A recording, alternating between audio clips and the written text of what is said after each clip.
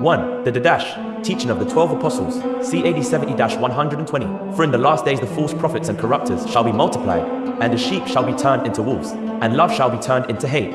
For when lawlessness increaseth, they shall hate and persecute and betray one another. And then shall appear the world deceiver as the Son of God, and shall do signs and wonders, and the earth shall be delivered into his hands, and he shall do unholy things such as have never been since the world began. Then shall the creation of man come into the fire of trial, and many shall be made to stumble and shall perish.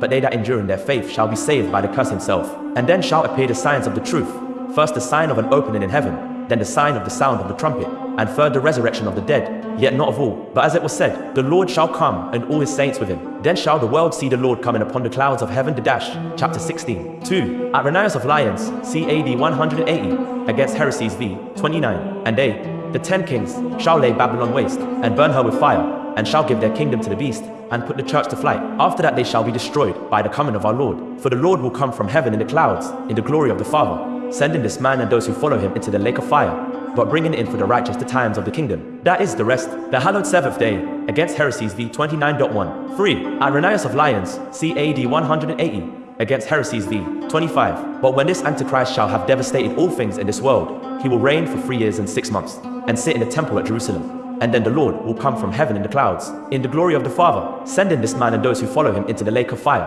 but bringing in for the righteous the times of the kingdom. That is the rest.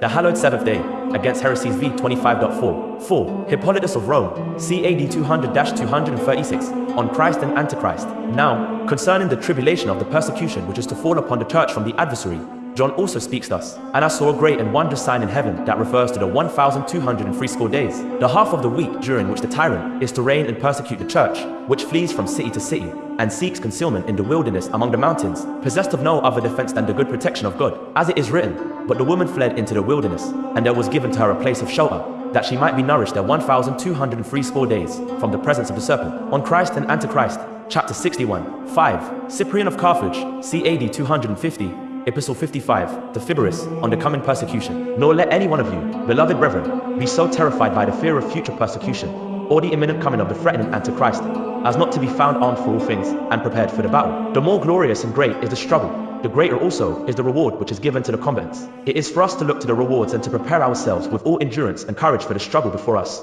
Epistle 55.1-2.